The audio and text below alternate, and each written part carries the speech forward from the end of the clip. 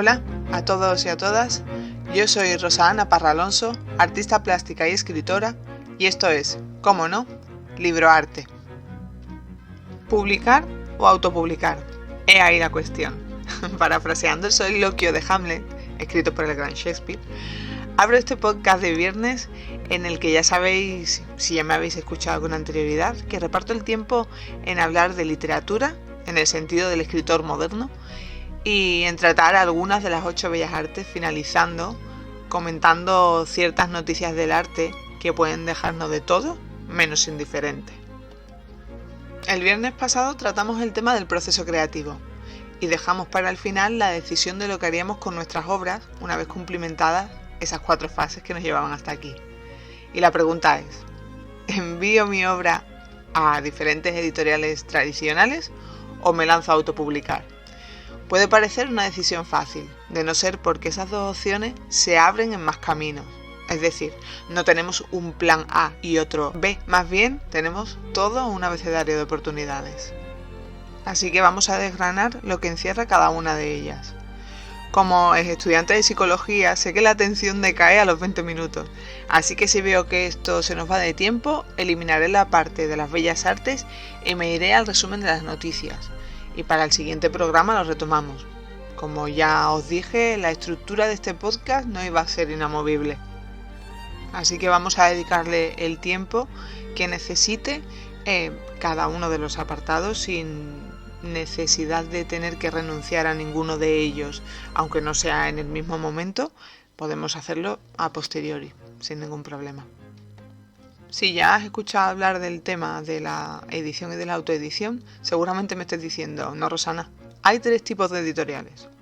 Vale, sí, pero bajo mi punto de vista, esto es una opinión personal, la coedición, que es aquella a la que se suele dar el tercer puesto, para mí entra dentro de la autoedición, porque el escritor participa activamente durante todo el proceso. Dicho esto, yo voy a dejarlo en 2 y vamos a desglosar cada una de ellas. Vamos a empezar por la más conocida, la editorial tradicional.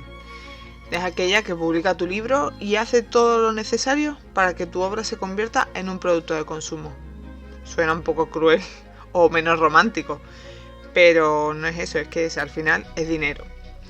Es lo que mueve el mundo, nos guste o no nos guste, y es quien maneja la batuta. No te cobrará por editar y te respaldará con su sello convirtiéndote en uno de sus autores estrella y obtendrás un rédito económico, pero ellos más. Organizarán presentaciones y eventos diferentes para que tu obra llegue a más gente. En una ocasión escuché al gran Antonio Gala decir que por cada libro que la editorial vendía, cada uno de los libros suyos que la editorial vendía, porque hablaba de él, se llevaba 83 céntimos de beneficio. Ojo, 83 céntimos por 20 euros de media que vale cualquier libro de una editorial potente. Pero vamos a ajustarnos a los tiempos actuales. Y ahora las cifras son el 30% para la editorial, otro 30% para la distribuidora y otro 30% para la librería. Y el autor, que es el que ha hecho todo el trabajo, se lleva un 10%. Es decir, que viendo el precio de los libros de hoy, que son más o menos unos 22,50, la regalía del escritor es de 2,25 euros. Y de ahí hay que quitarle el IVA. En otro momento nos adentraremos en los contratos con las editoriales tradicionales que tienen su miga. Pero ¿no os parece injusto? Los números que os he dado son de editoriales grandes, pero se verán variados en función del tamaño de dicha editorial, porque tenemos editoriales muy pequeñitas, editoriales medianas y, como ya he dicho, las editoriales grandes.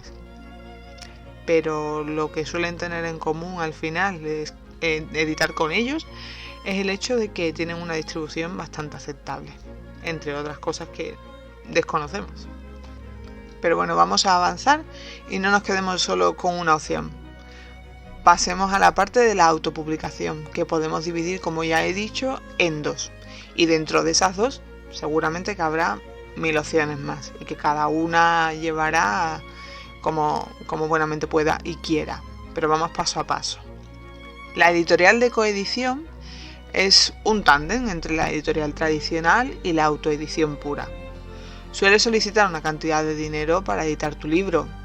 La más conocida, o por lo menos la que yo mejor conozco, es la editorial de Círculo Rojo, que es con la que yo trabajo. Es una manera, para mí, más óptima. Evidentemente es más cara que la autoedición pura, pero a veces los beneficios, no económicos, que también, sino en el proceso de editar con ellos, es bastante bueno. Cuentan con diferentes paquetes que van desde los 100 ejemplares hasta los 500. Es obvio que cuanto más edites, más barato sale el ejemplar individual y por lo tanto en el conjunto. Depende del volumen del libro, del número de páginas, el coste final de cada uno de ellos y luego los correspondientes packs. Por desgracia no suelen abundar este tipo de editoriales. Yo solo puedo hablar de mi experiencia con Círculo Rojo porque no he contactado con otras, no por nada, sino porque no se ha dado la ocasión. Seguro que muchas de ellas tienen muy buenos resultados también, no los pongo en duda. Pero cuidado con las que se valen de esta estructura para estafar a los escritores y escritoras que deciden lanzarse a una piscina que aparentemente está llena y luego resulta estar vacía. Y es que hay muchas pseudoeditoriales tradicionales y de coedición que lo único que hacen es aprovecharse de la ilusión de los autores y las autoras para sacarles el dinero y no cumplir casi ninguno de los objetivos que prometen. No os fiéis de los elogios fáciles y abundantes. Buscad información y opiniones. En la era de Internet, todo el mundo puede dar su opinión con respecto a un trabajo y tenemos que valernos de esa oportunidad que nos están brindando. Por supuesto hay que contrastar, no solo fiarte de lo que te dicen una o dos personas. Ya veréis cómo os quitáis un disgusto grande, entre otras cosas porque no suelen dejar rastro de ningún tipo. Solo son palabras y se las lleva el viento. Y si os dan un contrato, revisadlo a conciencia. Porque en la legislación las palabras pueden tener diferentes pesos, a como nosotros las podemos llegar a interpretar de normal. Y os estaréis preguntando, ¿que tengo que saber de leyes también, Rosana? No, pero sí tienes que tener cierta picardía para detectar la verborrea. Un editor serio no se andará con florituras a la hora de decirte esto es tuyo y esto es mío, ni más ni menos. Las divagaciones en los contratos nunca traen nada bueno. Ya sé que me pongo intensa con estas cuestiones, pero es que de verdad me da mucha rabia que haya personas que estafan a otras y encima salen de rosita, porque el contrato se puede interpretar a beneficio del que lo ha redactado. Da igual si les dice que has pedido un préstamo, que has pedido dinero prestado a un familiar, porque te dirán que no es su problema. Y creedme que es así, he conocido a gente que ha perdido mucho dinero porque les han prometido que los convertirían en los bestsellers del siglo y no han impreso ni un solo ejemplar de lo que han enviado, dejándoles con una deuda de narices y con la justicia dándole la espalda. Y ahora vamos con la tercera opción, que es la ramificación de la segunda, que es la autoedición, que yo llamo autoedición pura. En su mayoría tienes que ir a una imprenta con todo el trabajo hecho, es decir, tienes que llevar la obra lista en todos los sentidos. En lo que viene siendo, se conocen como las galeradas, tienen que estar perfectamente estructuradas en cuanto a espacios, párrafos, márgenes y demás. Además también tienes que llevar la portada que quieres que tenga tu obra. Te cobran una cantidad por imprimir un número concreto de ejemplares, que son los que tú decidas. Normalmente, a más ejemplares, más barata suele salir la impresión. No distribuyen los libros, eres tú quien se encarga de hacerlo, y para ello yo te aconsejo que prepares varias presentaciones, de lo más variopintas y en lugares muy diferentes, para que abarques a un público mayor. Como ya os comenté, yo también trabajé de esta forma. La primera vez con La vida sin ti, que no quedé muy satisfecha, la verdad, pero la segunda, con la obra de teatro Prohibida amar a Sofía, quedé totalmente maravillada con la forma de trabajar de la imprenta con la que colaboré. Y cuando acabe la trilogía del Secreto de Bática, puede que vuelva a este origen, porque la verdad resulta más económico y aunque requiere mucho más trabajo, yo creo que si de verdad te gusta lo que haces, no te supone mayor esfuerzo.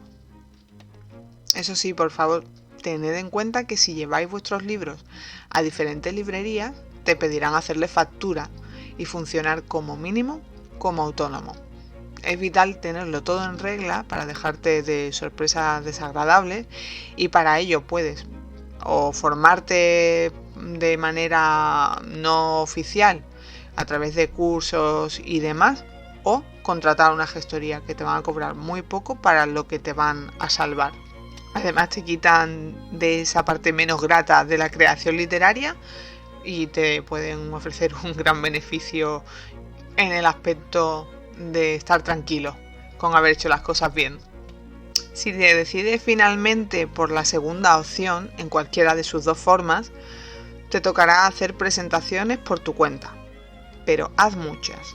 Organiza lecturas con firmas de libros, contacta con diferentes ayuntamientos para que te cedan espacios, o con librerías, hasta con cafeterías. Se pueden hacer cosas muy bonitas y con unos grandes resultados, por supuesto. Las posibilidades son infinitas y las ventas pueden ser copiosas. Cierto es que requiere tiempo, responsabilidad, viajar mucho y, por supuesto, a coste de cada uno. Lo bonito, la recompensa final, que puede ser maravillosa. Pero ya no solo por la venta del producto en sí, sino porque conoces a gente nueva, sitios nuevos, gente que se queda ya pendiente de futuros proyectos que vayas a realizar. Se crea un círculo puede ser pequeño, pero puede ser muy fuerte y muy bonito. Por otro lado, cuando decides escoger la primera opción, debes tener en cuenta que no debes enviar el libro completo, ¿vale? Tu primer contacto con la editorial tiene que ser solo una parte. Escoge una parte, quizá la más impactante del nudo de la historia, y eso hará que los editores, si tu novela tiene gancho y el receptor tiene ganas de darte una oportunidad, se enganche y quiera saber cómo empieza y cómo acaba. Ya sé que a nadie le gusta oír que la mayoría de los libros que llegan a las editoriales ni se leen, pero lo siento, es que es así. También puede convertirse en una experiencia muy chula si tienes suerte y te acogen en una editorial. No trato de desanimarte a que lo intentes, simplemente no quiero que creas que no hay más salidas. Porque, como se suele decir, cuando se cierra una puerta se abre una ventana, y si la ventana tiene rejas no importa, porque las ideas pueden volar. Esto último lo añado yo, y quiero que te quede claro que porque alguien te diga que no quiere decir que se acaben tus posibilidades. Simplemente te toca empezar a trabajar de nuevo para encontrar aquello con lo que soñabas. Y aunque es verdad que hay un componente de suerte, al final las cosas se consiguen trabajando y trabajando. De verdad, no dejéis de intentarlo. Hoy no nos da tiempo de tratar sobre la arquitectura, que era el tema que tenía preparado, pero no pasa nada. El viernes que viene hablaremos de ella con tranquilidad. Aunque ya os adelanto que el día 22 el podcast será un poco diferente también, porque antes del parón de Navidades quiero dedicaros una parte de la introducción del secreto de Vática. Después de este paseo por las diferentes opciones para publicar tus escritos, seguimos con la siguiente sección del podcast. Las noticias artísticas destacadas de esta semana empiezan ya.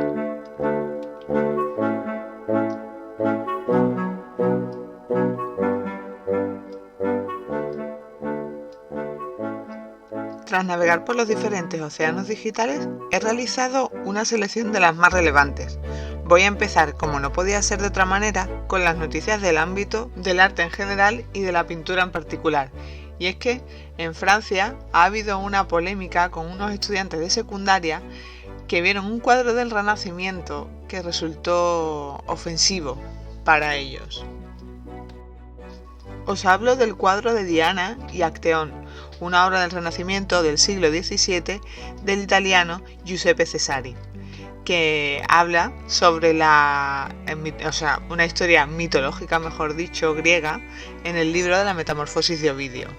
La pintura, expuesta en el Museo del Louvre, capta el momento en el que Acteón interrumpe a la diosa Diana y a sus ninfas en pleno baño.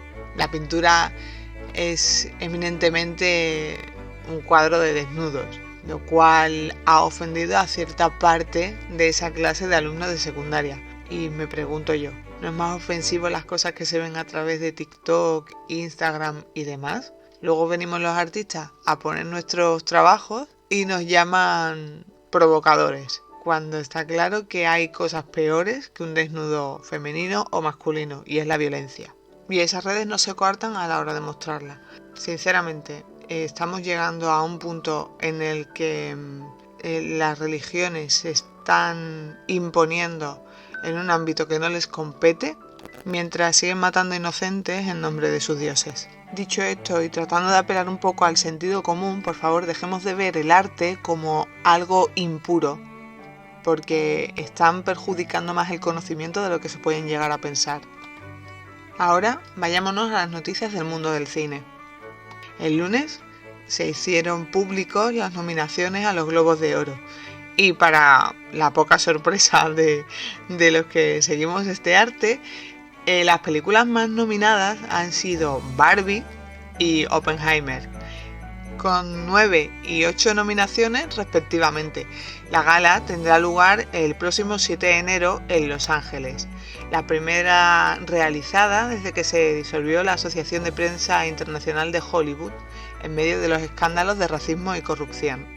En los Globos de Oro también se premian a la mejor televisión, por lo tanto la serie Sucesión encabeza las nominaciones para la televisión con 9 nominaciones, entre ellas a la mejor serie dramática. Quiero resaltar que el trabajo de Margot Robbie en Barbie se salda con una nominación como mejor actriz y a Ryan Gosling como mejor actor de reparto. Y como no, tengo que dejar un hueco para hablaros de los museos. Y es que el Museo de Bellas Artes de Alicante se suma a la iniciativa del Museo Nacional del Prado para reforzar la presencia de sus obras en las más de 60 pinacotecas que tenemos en España. El MUBAG conserva y expone un total de 28 obras cedidas por este museo. El proyecto llamado Prado Extendido quiere reforzar su conexión territorial e impacto social en las comarcas en las que están presentes. El objetivo es organizar las más de 3.424 obras repartidas en todo el país para adecuarlas a las necesidades de los museos adheridos a este programa, que contempla además actividades conjuntas en áreas de educación e investigación, tratando de lograr el éxito de su anterior iniciativa, llamada, digamos, pre-COVID, nombrada de gira por España, una de las más exitosas con motivo de la celebración del bicentenario del Museo del Prado en 2019. A mí personalmente este tipo de movimientos artísticos me parecen un gran acierto, porque no todo el mundo tiene la posibilidad de ir a Madrid y visitar el museo, lo cual no quiere decir que se les impida poder disfrutar de obras maravillosas poniéndolas a disposición de los diferentes espacios preparados para ello. Así que si tenéis la posibilidad de asistir a algunas de las salas o museos en las que se contemplen estos préstamos, compartidlo en la cajita de comentarios para que si nos pilla un poquito cerca podamos disfrutarlas. Y aunque hoy no hemos podido hablar de arquitectura, quiero resaltar una noticia que leí hace ya bastantes días, pero que no he tenido ocasión de comunicaros hasta ahora, y es que en las obras de la Sagrada Familia han colocado las esculturas dedicadas a los dos evangelistas. Sus responsables prevén que la Torre de Jesucristo esté terminada para dentro de 4 años, haciéndola coincidir con la fecha de la muerte de Antoni Gaudí, su creador. Esta torre tendrá una altura de casi 173 metros, algo que la hará definitivamente imponente. No podemos olvidar que la Sagrada Familia es uno de los monumentos nacionales más visitados con 15.000 personas al día. Este proyecto, ideado en 1883, pronto verá su fin y veremos si eso afecta el número de visitantes que recibe. Y es que aunque pueda parecer un mito, muchos de los catalanes dicen que cuando acaben las obras de la basílica, su atractivo acabará con ella. Ya me dirás qué opinas en la cajita de comentarios. El podcast ha llegado a su fin, pero como no, déjame recordarte que te puedes suscribir al canal. También estoy en iVoox y puedes también darle a me gusta si es que ha sido así y compartir el contenido para poder llegar a más gente y seguir creciendo. Sin más dilación y para no perder la costumbre, déjame desearte buenos días, buenas tardes o buenas noches, dependiendo del lugar y la hora a la que me escuches. Adiós.